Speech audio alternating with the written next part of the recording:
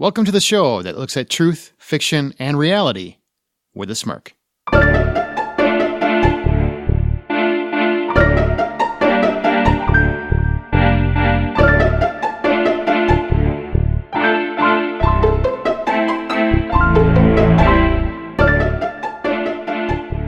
I'm Aaron Peterson. I'm Amanda Sink. And I'm Zach Parkerson. And welcome to Smirk. Each week, one of our hosts introduces an original story, which we then use as springboard for a spirited discussion on whatever the moral or theme of their story is. Zach, it's your turn. It is my turn, and as the holidays are approaching, I decided let's make it a little more positive. What? What is going on? Oh, yeah. What are we going to talk? I mean, you can't tell me yet, but... Yeah, spoilers, my dude. Does it mean it's a theme? Is it a holiday theme? Are you stealing my thunder a little bit? Oh, yeah. I mean, so it's all of our show, right? So True. I'm going to take this bad boy off the rails. There's going to be some rhyming happening here in a minute. What? Are we getting like a Krampus DMX crossover? I don't really... I think you should. Krampus gonna give it to you? Is it a rap? Krampus gonna give it to you? Don't rap ever. Krampus gonna give it to you. Just not he gonna give enough. it to you. I was gonna say X gonna give it to you. You're like Sesame Street. I mean, DMX is the greatest lyricist of our time, but no, I wasn't planning on rapping. You're not wrong there. I'm very disappointed. I am disappointed as well. He's a legend. He is a legend. He's a legend. Especially in his own mind. Absolutely. Yeah, remember that one time we tried to get drugs over the border in his kid's backpack or whatever? That was pretty sweet. That's pretty dope. Respect. Literally, that was pretty dope. Yeah, dope. All right. See what you did there. I'm excited, man. I'm excited. So whenever you're ready, let's hear it. Let's Yeah, I'm a see. little nervous. I'm not a poet by nature, so Oh, is it like a full-blown go poem? easy. Yeah, it's a poem. We I said guess. stuff was going to rhyme. I didn't know it was a full-blown poem. Oh yeah, man, it's AABB. Last week, I don't know if you guys listened to the episode the week before, but I did a poem. Roses are red, violets are blue. I mean, I just kind of made No. Nope. No? Okay. All right. Something about getting up into you. Is that right? You know what? He's gonna do It was a lot classier Oh, than what yes. you guys are making it sound like, but it was art. Is what it was. No, you sound like something Sean from Psych would use as a poem. That's the greatest compliment you could ever give him. Wonderful Yeah. compliment. It's like one of my favorite shows of all time. Yeah, I realized that after I said it. And I was like, no. All right, take it away, man. Let's hear your rhymes. Pressure's on. Gather around the campfire or the fireplace. It's time for a story. What just happened? What just happened? Come on, just stifle the laughter. I've never heard you laugh at your own jokes like that. Am I okay to go now? Yeah, Boys and girls? Yes. you're good. We're covering our mouths.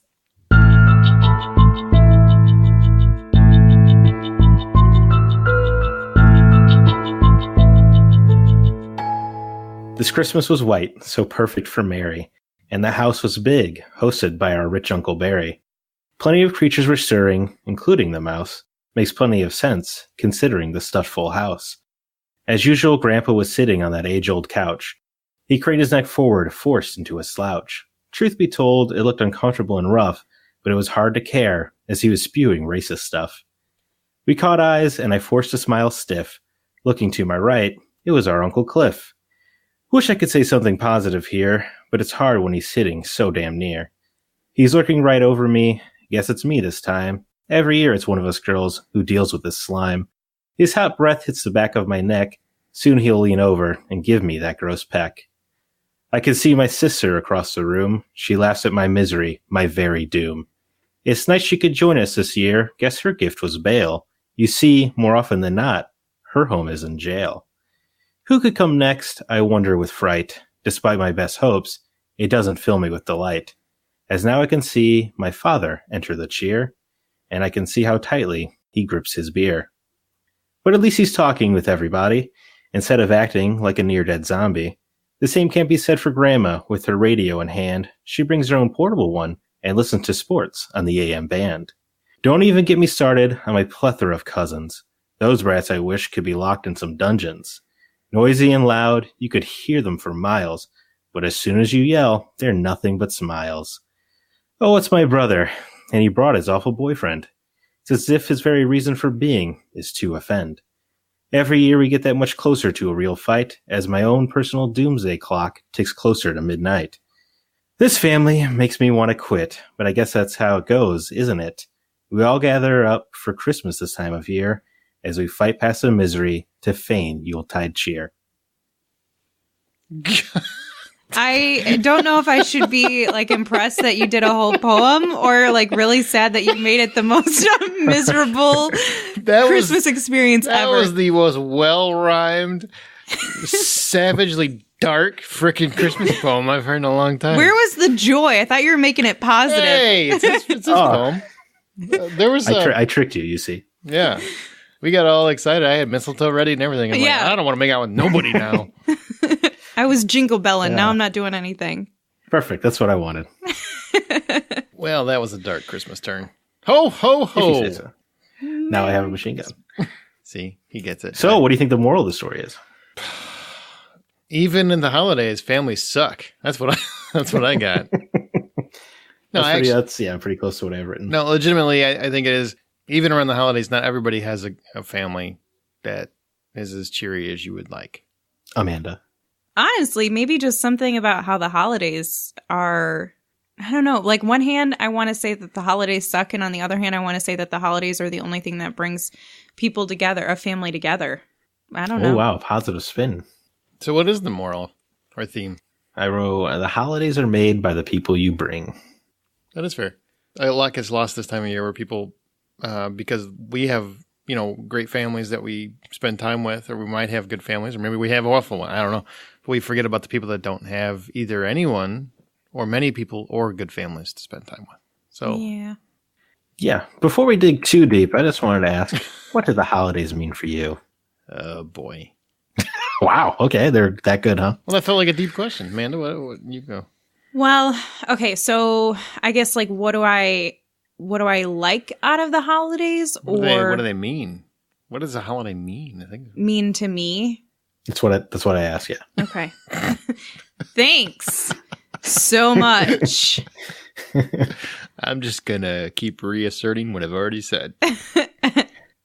It's a really hard question because each holiday means something different to me. I think all three of us celebrate Christmas, right? So I think you can be specific to Christmas. So I guess Christmas is mostly about trying to rekindle with my family. See, Thanksgiving, we have some rekindling, but then not everybody's there. But Christmas is usually the time that everybody makes the concerted effort to get together for that one day. And it's usually the time when we spend time doing things together that we don't ever take the time to do throughout the rest of the year. Whether it's making sure we all watch a movie together, or we have breakfast together, or we play a game together, like just doing something together. And it doesn't matter what it is as long as we are doing something together. And I know there's a lot of people who kind of get tired of the holidays, or, years of doing holidays starts to wear on people and they lose some of that joy for Christmas. But for me, it's been one of the, outside of Halloween, been the one holiday a year where I try to make sure that it's always like fun. Like that's a day that I always want everyone to feel like they're a little kid too. So whether you're making something as like a little gift to give to someone to make them smile, or you do something for someone else, or it's just spending time with somebody and making them laugh. Like, I think that's what the holidays are. It's just a time where we can kind of go back to easier times in childhood. Even if our childhood wasn't easy, you could always rely on somebody trying to make your Christmas day nice, even if it wasn't your family. Holidays are just a time for family. It should be every day, all year, all week, all whatever, blah, blah, blah, blah. But we've all got lives. We're all busy. We all have hobbies. We all have interests. We all have podcasts. We have, whatever we have going on. Holidays are the time when you make time to spend with the people that care most about you, as well as you care most about. Literally, we all have podcasts. That's what I look at. I mean, but do you care about them if you just see them once a year? Yeah, absolutely. Yep. It's good. See, I believe if you make an effort for people, whether it's texting or calling or whatever, that to me, okay, that means you care. Like if you never make any effort, that's different. I get where you're coming from with that. Like if you have aunts and uncles that you don't even talk to until Christmas, maybe you don't care about them as much as you. I mean, you still care about them, but how close are you to them? I guess I get where you're coming from with that. If that is where you're coming from. Yeah, it is. Holidays can bring such a large group of people together. Sometimes that includes people you haven't seen for years, where you're expected to treat them as though you care dearly. The stranger that is in your home. That is a tricky one, isn't it? Because you're related, so you care about them to a degree. It's not. Well, the blood of the covenant is thicker than the water of the womb. You make your family, is what I'm saying. Yeah, I understand that. My Uncle Denny, for example. My Uncle Denny lives in North Carolina, so I never see him, ever. And I probably talk to him on the holidays. It's the only time I ever talk to him. But I tell you what, growing up, he was a great help to me. He was a great influence. I'll care about him till the day I die because he, helped me get where I am financially in a way. He gave me he co-signed for a loan for me when I was young. Only person that could or would do it. Nobody else could do it. Nobody else had good credit in my family. Only he did. And he was willing to take that chance. So I will care about him till the day I die because I know he's a good man. I know he's good people. And I know he cares about me. Just because we don't see each other or talk all the time doesn't change anything. When I do see him, instant family. It doesn't feel like I haven't seen him in a year or 2 or 5 or whatever it ends up being. It feels like I saw him yesterday. There's plenty of relationships and friendships where time kind of gets away from you and you don't check in on each other as much as you used to, or maybe you just were never that close. Like my cousin Caitlin and I used to be really, really close when we were kids. My older brother, and my cousin Caitlin used to always do something together. Mostly the two of them torturing me because I was the youngest. And she ended up getting married. She has 8 dogs. It's ridiculous. And she lives out in 8? I think it's 5. I'm exaggerating. Okay, I'm pretty sure 5? it's 5. It's probably 5. And she moved out west and I'm in the Midwest. And so she's, I don't know, what is it, 12, 15 hour drive or something. And she very seldomly is home. And I don't really talk to her. I think she forgot to wish me happy birthday this year, honestly. Yeah, I'm pretty sure. Forgot. Yeah, no. Well, she's got 5 dogs. Why don't you cut her some slack? I do. But we don't ever keep in touch like we used to. But I know that she has problems with epilepsy. So I care about her. If something ever happened and she had a seizure or she needed help with something, I would be there for her. Just because I don't see her that much, or it might only be around the holidays, doesn't mean that I care about her any less.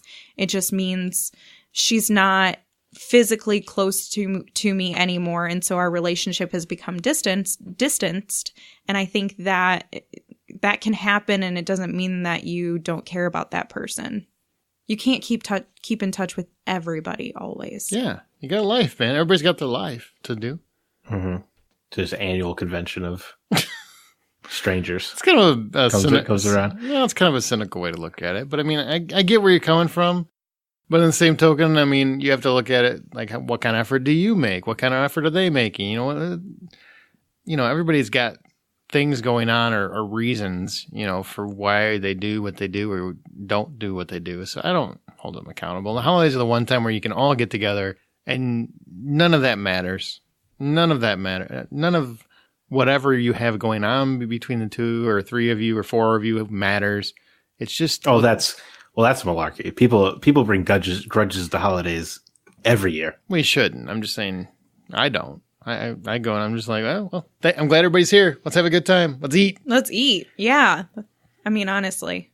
Now, how do you feel about it? Because obviously this is a big deal for you. You don't like the annual, the way I'm reading your vibe, He sees your aura. Based on your delightful upbeat poem, is as you think it's silly for everybody to get together. For you to spend your time to get together with people that you don't see on a regular basis. I don't think it's silly. I think the date is silly.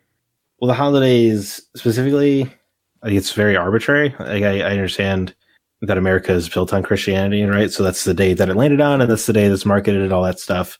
And that's the say most people have off jobs, but people in your family that work retail or service don't. That's fair. The date, I guess, bothers me. But it doesn't necessarily, it doesn't offend me that people want to get together. And I like most of the people in my family personally. And it's fun to chat with them and catch up. But, you talk so infrequently to these people that they feel like, friends or old college or high school buddies or something. Not like what you see as traditional family. I could see that. I mean, the holidays they're a tricky thing because you do, to a degree, it's almost like we're forced. I mean, you feel obligated. There's an obligation. There is an obligation. Yeah. Yeah. It's an unspoken obligation. And if you don't go, you're the one a-hole that is ruining it for everybody. Oh, we couldn't come again this year, huh? You're too busy with your frickin' life. So, and that's not fair. That's not fair because you don't know what the other person is doing or going through or trying to, accomplish. Now, you find out later, like they check in at the mall or they check in at the AMC because they had to run out and see Aquaman on opening day. Oh, that's a little different. It looks tremendous. That's a little different. But yeah, I mean, if they have to work service, they can't always, if they live far away, if they, have things going on, maybe they have health problems, maybe they have family, their immediate family that's having health problems, they have to go to their wives. Yeah, that one comes up a lot where when you have people that are married and their family's having stuff at the same time, and then, it's where do they go? And so they have to pick one. And then the other family is ultimately always offended or hurt by it. Mm-hmm. That kind of stuff is silly. And it's sad when that kind of stuff comes up because it's your choice. Maybe come or don't come. I mean, you gotta do you, but it shouldn't affect your holiday. You should still enjoy it. It's tricky. Family's tricky, no matter what time of year it is. Family is a tricky concept.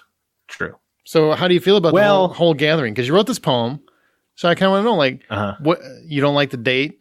How do you feel about things like this, like holiday gatherings where people, or would you rather just, hey, let's find a day where we can all get together for no reason? That would be cool. That would be super cool. I've never seen a family do that in the history of ever. So that is such an entirely foreign concept. I mean, it is tough because families are spread out. Mm-hmm. The idea of the weekly dinner of grandma and grandpa comes over and and all your uncles come over or whatever, like a weekly dinner or something is a concept that I do love in theory. So I do like the gathering of family. Annualized thing is, I mean, I don't know, it's not offensive. It's just, there's so much stress that goes into the holidays. That's true. We all do get really stressed out about it. Who here? Raise your hand. Raise your voice if you get stressed out about the holidays. Yes. That's a bad radio. It's bad radio. The only thing I get stressed about is presents. Really? Well, people love to say that, it's not about the gifts. It's about family coming together. Mm-hmm. And yet there is 100% the expectation of gifts. So how important are the gifts? To me or to other people? Like in general, because I feel like I personally could do no gifts at all. And nobody gives anybody gifts at all. You just come around, you look at the pretty tree, you watch Die Hard or Lethal Weapon. Mm-hmm. Yeah, that's what I'm talking about. And yeah, you just hang out, you chat. So maybe that's part of the annualization thing is I feel like people love to say the gifts aren't important, and yet the gifts are required.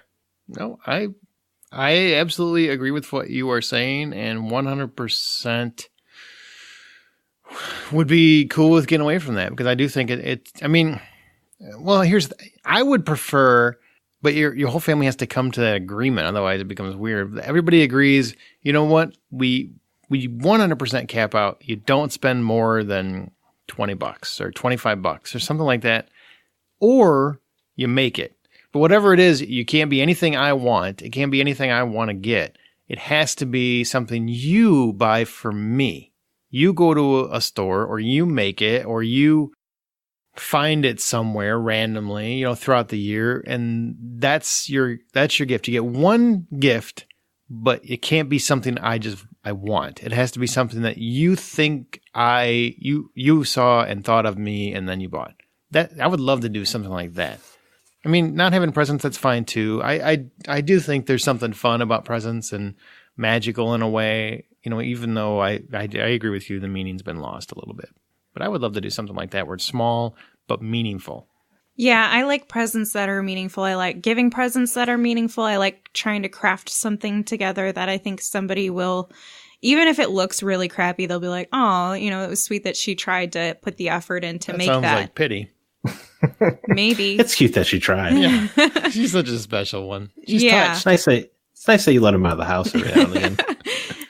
But I like Does those. she bump into walls a lot? I like those meaningful gifts, or even ones Aaron referenced, where you'll find something along the way throughout the year and you're like, oh, this reminds me of this person. They would really like this, and I'll get that for them. But I don't have any issue with having like a spending limit, or even doing it like a Secret Santa thing. So you're only buying a gift for one person, and that could help the situation too.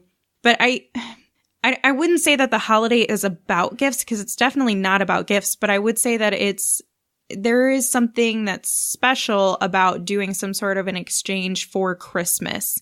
Like that was it. I think it's just you don't think it's devolved into that though. I mean, for some people, but for me, it's not like what am I going to get this year. It's more about what am I going to get somebody else. That's what it should be. Like what am I going to give? But I see where he's coming from. The majority of people I see, like they are so stressed out about what they're buying or getting. That's not the magic of Christmas or gift giving. You shouldn't have to stress about the actual, like you shouldn't put yourself in a situation where you're going to go broke because you're trying to buy Christmas gifts for everyone.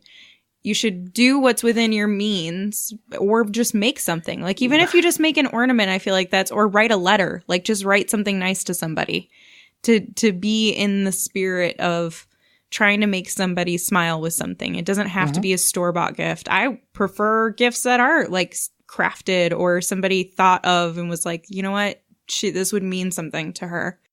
I mean, that's cute in theory, but you don't think of the back of the mind, the person who got the letter after they dropped $150 on you isn't thinking, boy, I sure did spend $150 and got a letter. But isn't that their problem though?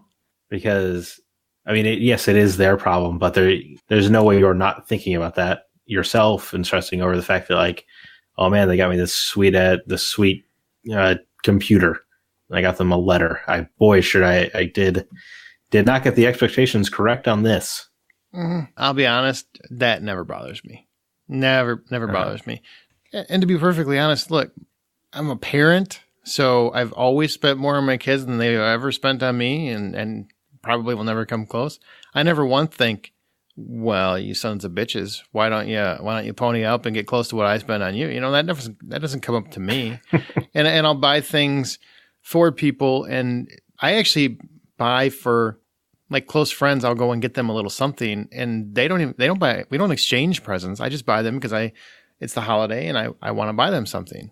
They don't buy me anything, and it doesn't bother me at all. It should never be about what you get. It should always be about you wanting to do that for someone else to brighten their day. I live behind that belief, and I 100% celebrate it. Damn it. There's something special about the gift exchange that takes us back to childhood. Even if your parents had no money or they couldn't afford Christmas, they somehow, even if they went into your room and I'm pretty sure my mom did this at one point, rewrapped something that you definitely already owned before because you were like, they were struggling. That's cold-blooded. Yeah, your mom's a con woman. That's cold-blooded. No. Or they did something that was special for them. What do you think about that sweet car I bought you? I'm pretty sure I drove it over here, Ma. No, that's new. You were asleep for a while. You must have hit your head. I don't know what happened. But those sorts of things, I'm just kidding. I don't know if she's ever done that. But those sorts of things, like parents have always made sure that there was something to make that day magical. And it wasn't necessarily about what you're actually going to get inside that box or that wrapping paper. It's just about you coming together and equally trying to do something to make the other person smile. For parents, a lot of times them getting something for their children, maybe they didn't get stuff when they were growing up, and they didn't really have a Christmas. That makes that parent smile to be able to give a Christmas to their kids. For some older people, being able to buy their parents in return something special and make them smile, that means something to them. Those types of gifts where even if it's not elaborate, you getting something for someone else just to make them smile, that's you being in the giving spirit, in the Christmas spirit, trying to make them smile.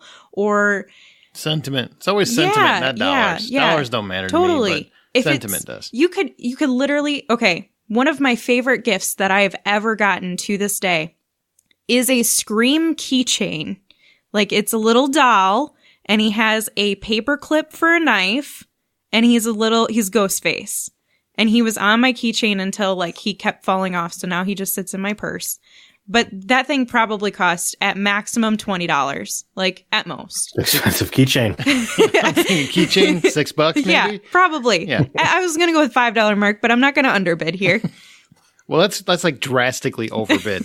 Drastically. Look, I don't know. I got you. I just those sorts of things you like would suck at The Price is Right. I'm letting you know right now. I don't know. If they picked it up at like FYE or something, it's probably that. Right. expensive. Yeah. It depends. If they went through like Hot Topic, I guarantee you that thing was at least $25. Miss Sink, we've got a keychain. What do you think? Over or under $5? Oh, definitely over 20. Over $20. Easy. It's a key. You want to try again? Keychain. Nope. $20. Easy. I'm 100% sold, sir. Yeah, I probably would suck at that. But those sorts of things, like that's something that I would never have bought for myself. But when I got it, I was instantly in love with it because I was like, this is something that I want to keep around forever. He has a paperclip knife.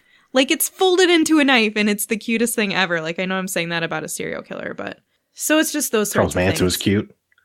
Okay. All right. Well, that went to a weird place. At least mine was fictional. All right. What else you got then? I know. I do like finding something that someone will enjoy. Sure. Like that's cool to do. Absolutely. But I don't know.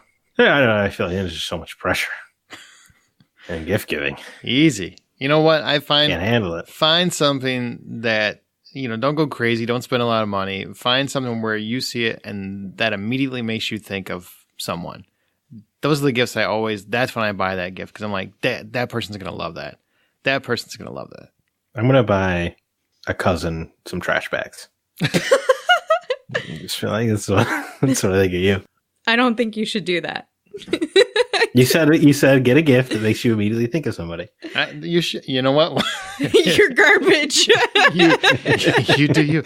You belong in here. Every gift I buy, it's something that I thought of somebody when I bought it. Like that gift made me think. I mean, there's always a couple things that you get because they want it or they need it. You always ask for that.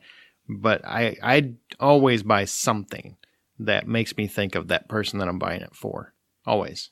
I even if that's the only thing I buy them, like there has to be at least one gift where it makes me think of them, or I won't buy them anything. Good. Yeah. What else you got? Is that it? No. Last question.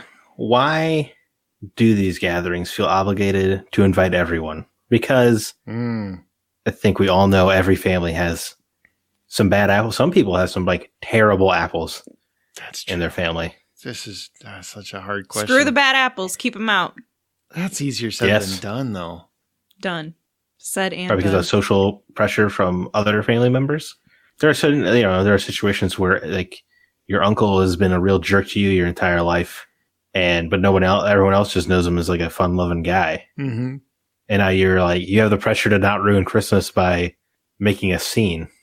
Yeah, it's really the host's call. No. And then when it comes to a family gathering, I mean, it can be, sure. I mean, it depends on your house, I suppose, but it should be like a family conversation, I think, in that right, element. But I think no family is really having that converson. Like, should we I had that conversation. Billy Joe? I had that conversation with my mother one year, a couple years ago. I don't remember how many years ago, but there was someone I didn't want to come. And your father? No. and I knew that they were coming, but I was, not happy about it, and I was hosting it. So, it was a conversation that we had, and I always kind of defer to my mom. If it's that important to her, then I'll defer to her, and that's what I did. But I didn't like it, and I understand exactly where Zach's coming from on that one, because I was the whole time going, man, or woman, I'm being broad, man or woman, just leave. Like, you don't want to be here. You don't seem like you want to be here. Nobody else is enjoying your company. Just go. It's one of those things, and it's very uncomfortable for everybody.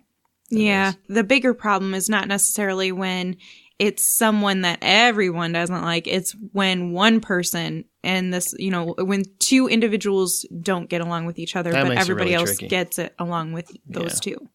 Because then it's just awkward. It's like a bad breakup. Like, nobody wants to pick sides, but everyone's just awkwardly sitting there not picking a side. And you ever been at a Christmas where two people are getting divorced? I was at a friend's Christmas where they were. Sound like Oh, it was awful. I would find any excuse to get out of that. It was awful because they were getting divorced. They elected to tell people at this holiday dinner that they had invited me to, which I'm like, I never want to be part of this again. I mean, and we're not actually, I can't remember the last time I talked to him. So it's been a long time. That party, that divorce party. Yeah, it might be. I was really, really irritated that it was, I'm sure it was for moral support or something like that. Okay. But tell me that ahead of time. I didn't know anything about it. And it was the most uncomfortable 2 hours I have spent around people. And I don't get uncomfortable. I'm just like, I'll make fun of everybody and I'll be fine. That was very uncomfortable. I just wanted to leave so bad. I just wanted to leave. But everybody was trying to be nice to the husband because it was the wife's family. They were trying to be nice to him, but they also wanted to bounce him off the porch. So it was like this weird combination. Did they divulge why they were getting divorced too? Well, no, of course, family does what family does. Well, you sure you guys ain't gonna, if you tried to work it out, you talk to people? No, we just decided on the way over here, It was an impulsive decision. Yeah. Bobby wouldn't let me have any more cheesy potatoes, and I said, I'm done. I'm done with you and your greed. I can't have it anymore. Give me the potatoes.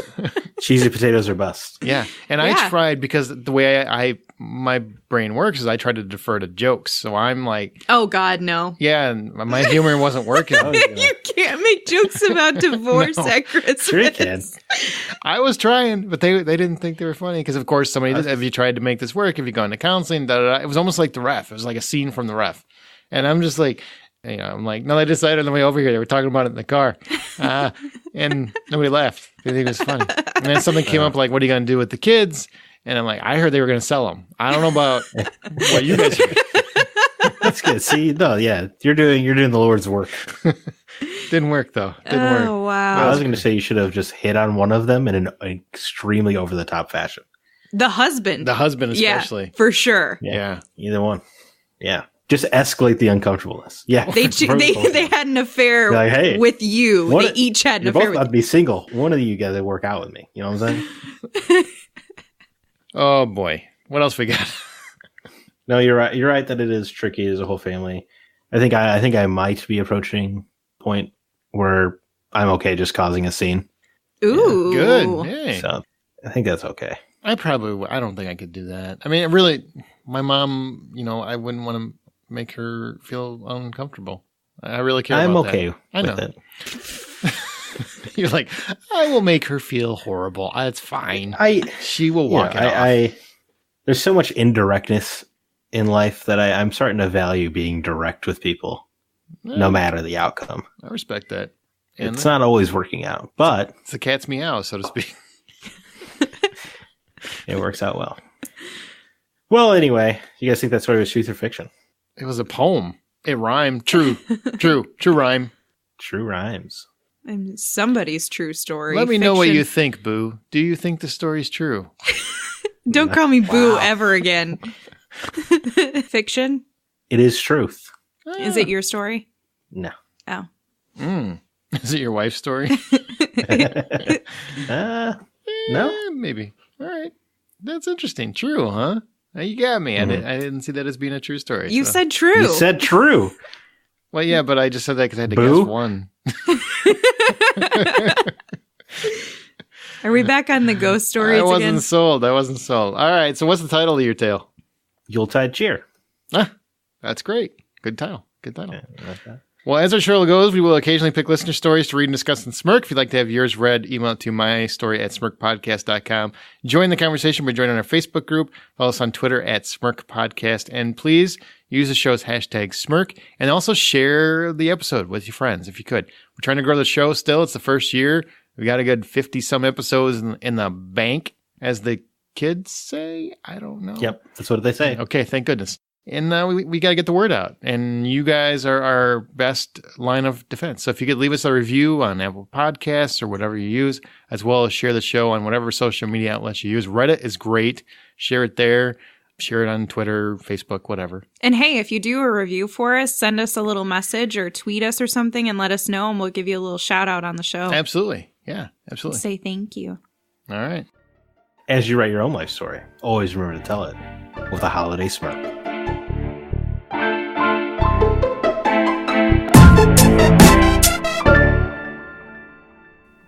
See how much more clever he is? What's a holiday smirk? Does that mean you? I don't know. A Krampus smirk with a green light, green and red light.